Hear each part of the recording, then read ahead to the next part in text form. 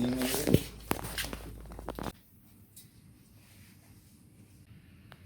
Copot. Itu tuh Pak deket Permai Ayu sebutan di sana. Itu mahasiswa bang.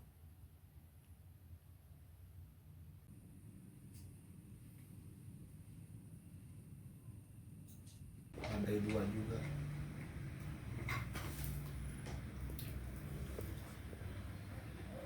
Apa gitu? Teman-teman GPPI gitu dekat IMM. Walaupun kayak gini juga mengurangi biaya pengeluaran mahasiswa. Betul, kerasa banget tuh.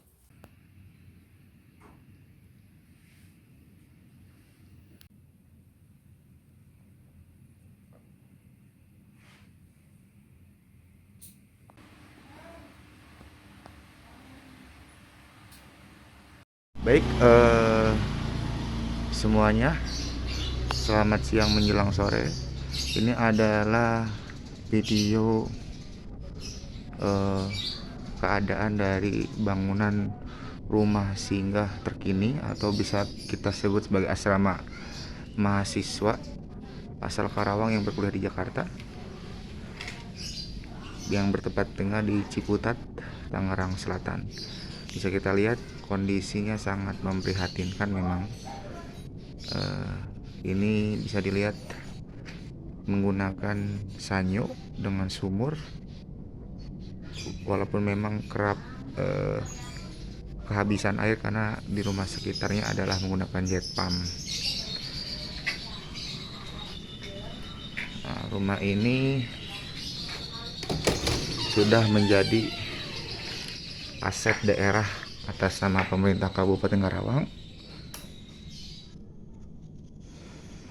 Namun kondisi yang cukup memprihatinkan memang, kerap kali bocor, hujan sedikit saja air bisa sampai mengenang di ruang TV ini.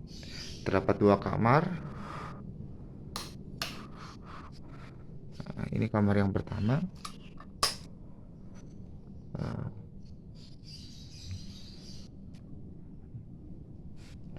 Ini kondisi kamar kedua.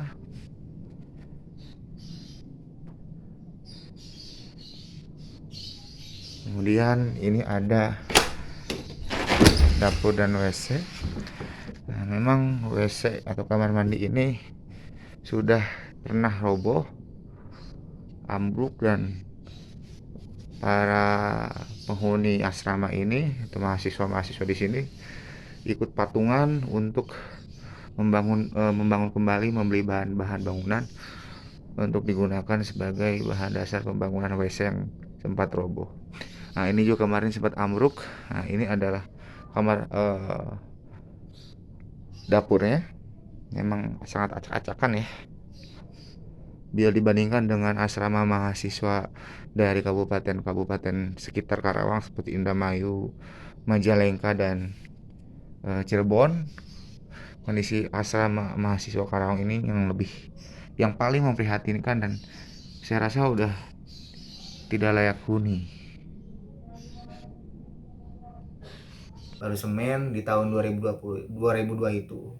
Di tahun 2003 atau 2000 sampai 2010 itu ada perbaikan, yaitu pemasangan keramik, kemudian dicat ulang dan lain sebagainya. Itu sumbernya dari mana bang? Dan sumbernya itu benar-benar patungan kita, benar-benar hanya sekedar kita mengajukan proposal ke beberapa senior yang memang punya sudah memiliki pendapatan yang tinggi dan juga udah kesohor lah, artinya emang bisa membantu kita, sehingga kita minta kemudian kita alokasikan untuk perbaikan, dan memang tidak ada campur tangan dari pemerintah kabupaten Dari awal tuh ya? Dari awal nggak ada, Sampai sekarang belum ada? sampai sekarang nggak ada.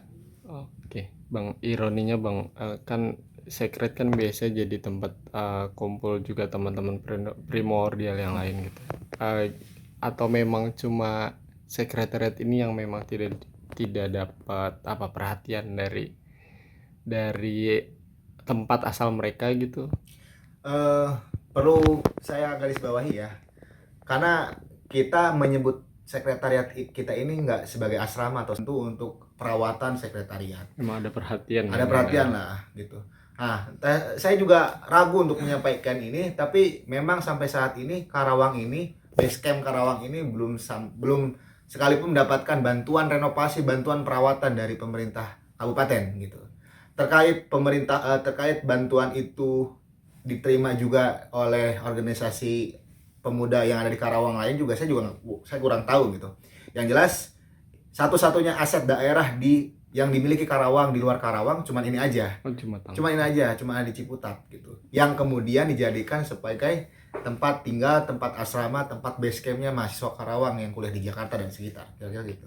sempet ngerasa ini nggak Bang, ketika dibandingkan dengan misalnya tadi Indramayu, ada sedih gitu atau kesel sendiri sama pemerintah yang nggak Tentu ada perhatiannya gitu. sebelum kita mengangkat isu terkait asrama lah ya, sekretariat, tentu kita juga memiliki data terkait anggaran daerah gitu, anggaran belanja daerah. Ya Karawang mungkin teman-teman bisa lihat sendiri anggaran Karawang itu sampai berapa, menginjak di angka berapa. Dan kalau misalnya kita bandingkan dengan wilayah-wilayah kabupaten lain seperti Indramayu, Cirebon, itu jauh di bawah dari angkanya Karawang gitu. Tapi bila dilihat kesejahteraan mahasiswa yang dialokasikan ke sekretariat, saya rasa Karawang masih jauh tertinggal gitu. Jadi dibilang miris, ya miris, memprihatinkan, karena ketika kita datang atau melihat diundang oleh teman-teman primordial lain, orda lain datang ke tempatnya, ke sekretariatnya, ada aulanya, kemudian ada sekretariat yang bagus lah, yang nyaman, bisa dipakai buat latihan dan kumpul-kumpul, dan dibilang jauh lebih baik dan nyaman daripada basecamp Karawang ini. Kayak gitu. Seperti itu gitu. Gini, atau memang kondisi awalnya sudah seperti itu gitu. Gini, memang kalau kondisi awal mungkin nggak separah sekarang lah ya. Oh, nggak separah. Kalau dulu mungkin nggak separah sekarang karena memang makin ke sini makin lapuk bahan-bahan bangunan dan bangunan atap-atapnya juga makin ke sini makin lapuk, dimakan rayap dan sebagainya, dan juga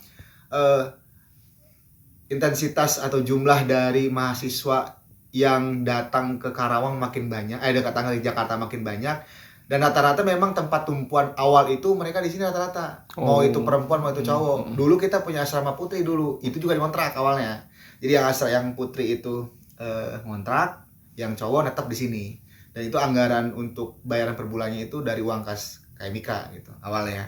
Kesini-sini dihantam pandemi akhirnya bubar. Dan barang-barang sekretariat yang putih itu akhirnya disimpan di sini. Dan juga teman-teman yang kos di luar awalnya nih di sekitar Ciputat, Jakarta dan arah Pamulang, mereka nggak ngekos pulang Karawang, dan barang-barangnya nggak semuanya dibawa pulang, tapi di sini yang bisa digunakan untuk sekretariat.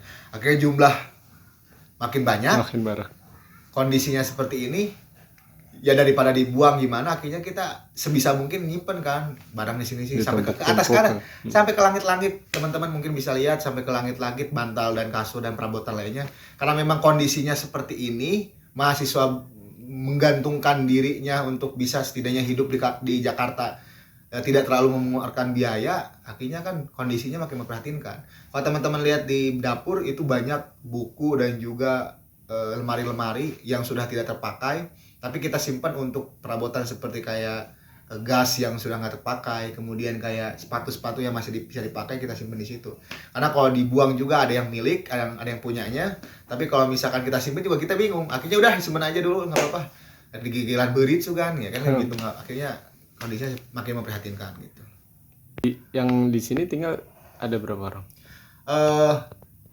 Perlu digarisbawahi juga bahwa ini base camp ini tidak hanya ditempatin oleh mahasiswa-mahasiswa yang ada di UIN Syarif ya, karena memang kita paling dekat di UIN Syarif Jakarta, tapi juga ditempati sama anak-anak UMJ, anak-anak Unpam, kemudian di UIN, kemudian ada juga dari Universitas Pancasila, yang memang karena memang keterbatasan tempat, paling banyak saat beberapa tahun itu ada sampai 12 orang.